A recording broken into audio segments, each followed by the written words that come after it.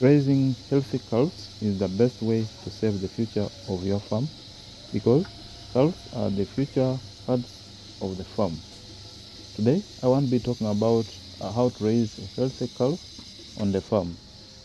First thing you must do is on the day one, if you have received a new calf, give the calf colostrum before 24 hours because colostrum provides immunity and antibodies to this newly born calf. Next thing you must do is warm the milk every day up to around 43 degrees Celsius before serving it to the calf. Then the next thing, as the person who is going to handle the milk or the calf, make sure you wear the gloves. You wear clean gloves before handling the calves every day because sometimes there are some calves who do not drink well. So you use your fingers to put in the milk and then to put in their mouth such that it feels like they are suckling the mother's teats. So that's the best way of feeding these calves because there are those ones who do not take directly.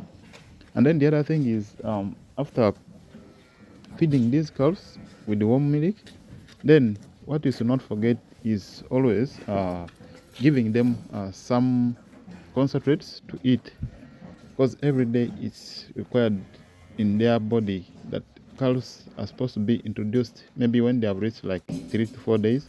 You can start putting some concentrates for them there to see that they also learn how to eat food. So concentrates are just, if you mix it in the right proportion, you may be having concentrate of like maybe soybeans and then some maize, and then you also put some something like corn. You mix it up together well grinded. You put it for them there. And then the other thing is, after feeding the calves, what you should do is these buckets must be washed. The feeders, what you use for feeding the calves, you must wash it properly with at least warm water before giving the water to the calves. Because when you use hot water or warm water, it's going to be able to remove all the milk which has sticked on the buckets, such that you put water in a fresh bucket, or if you're using different bucket for water, then you make sure you wash this one and then it's ready for the next day. And those ones who are big enough, you always make sure they have enough food to see that these the calves they grow well. Because if you don't give them food every day and clean water every day, because for example these ones don't need hot water, these ones just they have got water which is permanent there, which comes because it's cold water they are used, and their stomachs have started developing. So that is how you feed the big ones. And then for the small ones, you make sure you feed them with warm water each and every day because they are not yet used to the cold water. So what you do is you always have to make sure you feed them at least on warm milk or on warm water every day because it helps them, because they are just from taking warm milk, then they need also to take something which is again warm like milk at the same time. So it makes them feel so good because it doesn't make sense when you give warm milk, then you come and give very cold water to these calves because they're not going to drink.